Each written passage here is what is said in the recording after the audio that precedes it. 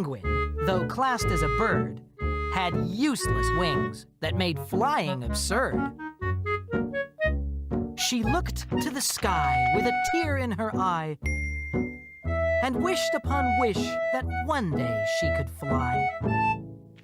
The starling, the parrot, and a big cockatoo flew around overhead like a penguin can't do. Her parents were worried. The girl was obsessed with flying up high, a bird like the rest. Her mother said, "Helen, you can't have your wish.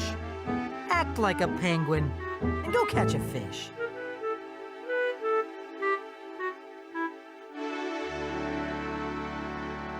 So that's what she did, and caught 17.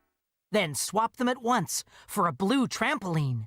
She bounced and she bounced up into the sky to join all the birds and pretend she could fly. But her visits were short, and the moments soon passed, for a bounce is a bounce, and a bounce doesn't last. But now she was filled with a need for the air, so she climbed up a tree as high as she dare. With the wind in her face, she rocked to and fro. Then Helen called out to the crowd down below, "A penguin's a bird, and all birds can fly." The crowd shouted back, "Don't jump or you'll die." Her mom burst in tears. "My daughter, I failed her." "Talk her down, madam. Here, use my loud hailer." "Darling, it's Mother. Come down from that tree. It's your birthday tomorrow, with fish cake for tea." Ooh, fish cake. In her heart, Helen knew that she couldn't fly.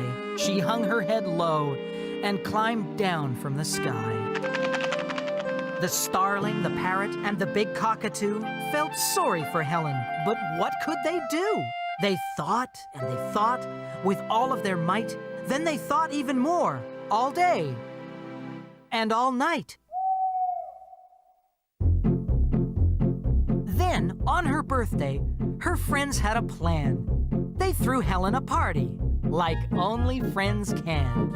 All the birds came, and a walrus called Lou, who danced the can-can with the big cockatoo. When the dancing was over, came the day's main event. They gave Helen a present as big as a tent. The colorful paper was removed and brushed flat. Not one sheet was torn. Moms enjoy seeing that. Helen squealed, "Thank you!" And everyone laughed. Guess what they bought her? A bright red aircraft. They dressed her in goggles that hid tears of joy, for the plane was a real one, it wasn't a toy. They bought her 10 lessons with a pilot named Rick, who showed her the cockpit and where to be sick. She learned very quickly and soon passed her test. And now she can fly in the sky with the rest. She loops all the loops. What a wonderful sight. And she doesn't come down till day turns to night. So, if you should see a red plane overhead, the pilot's no pilot, but a penguin instead.